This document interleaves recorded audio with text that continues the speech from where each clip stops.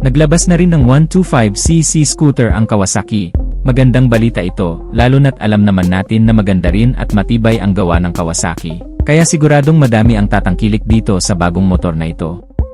Pagdating naman sa presyo, siguradong matutuwa kayo dahil napakaabot kaya lang ng kanyang presyo. Kaya wag na natin patagalin pa para pag-usapan agad natin.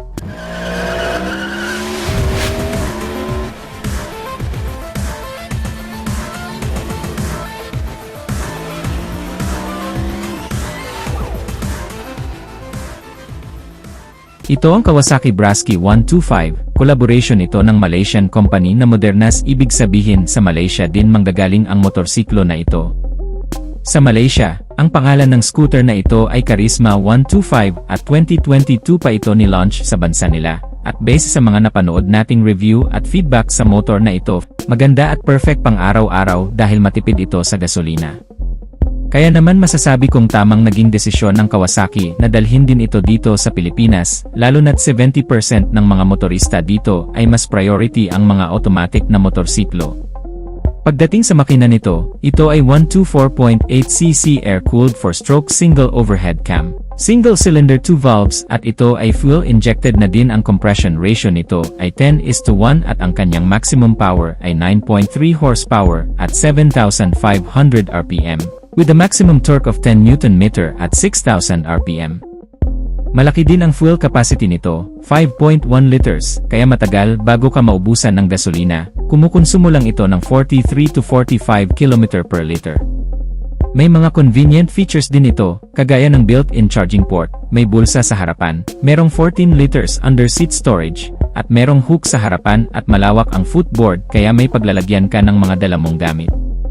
Pagdating naman sa porma, modern at stylish ang design nito, may pagka-sporty din ang porma, medyo nahahawig ang porma nito sa Honda Click 125 kapag nakaharap at kapag ka naka-side view naman, medyo nahahawig ito sa Miosol ay 125. Naka-dual LED headlight ito, meron pa itong DRL o daytime running light na bukod sa dagdag porma dagdag visibility pa ito sa kalsada.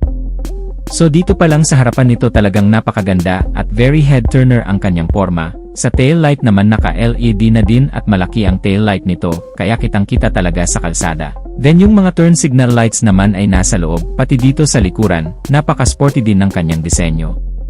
Pagdating naman sa instrument cluster nito, ito ay combination ng analog and digital display. Naka-analog display ang kanyang speedometer, at ang kanyang fuel indicator at odometer ay naka-digital. At kung pagmamasdan natin, napakaganda rin ang kanyang disenyo, wala ka nang kailangang pindutin dyan at madaling maintindihan ang kanyang mga indicators. Sa mga switches naman, meron siya ditong high beam and low beam, busina, at ang kanyang signal light.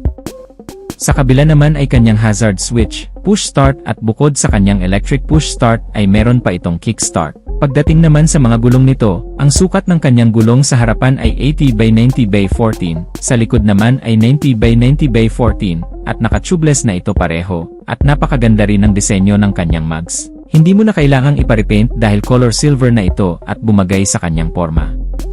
Sa suspension naman, naka-telescopic fork sa harapan at naka-single shock naman dito sa likuran. Pagdating naman sa kanyang preno o sa braking system, naka-single disc brake with 2-piston caliper sa harapan. Sa likuran naman ay naka-drum brake at malakas ang stopping power nito, dahil nga ito ay naka-dual piston caliper na.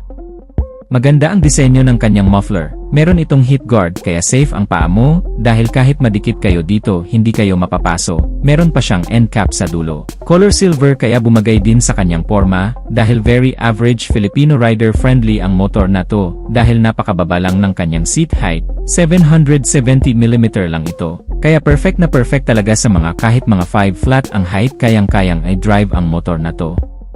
At ang maganda dito sobrang lightweight lang nito, dahil 108 kilos lang, hindi ka mahihirapang magmaniobra, at hindi ka mahihirapang mag-double stand sa motor na to. Malapad din ang kanyang upuan kaya komportable ka rin talaga sa mahabang biyahe, at ganun din ang angkas mo, siguradong mag-i-enjoy dito.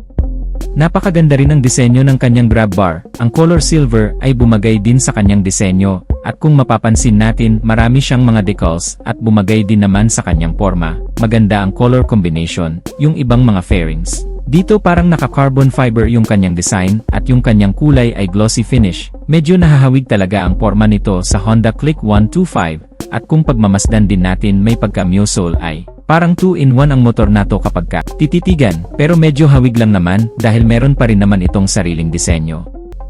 Nakakatuwa lang isipin, dahil sobrang tagal nang walang scooter na nilalabas ang Kawasaki, at ngayon meron na itong Kawasaki Brasky 125 at sobrang affordable lang, dahil nagkakahalaga lang ito ng 75,000 pesos.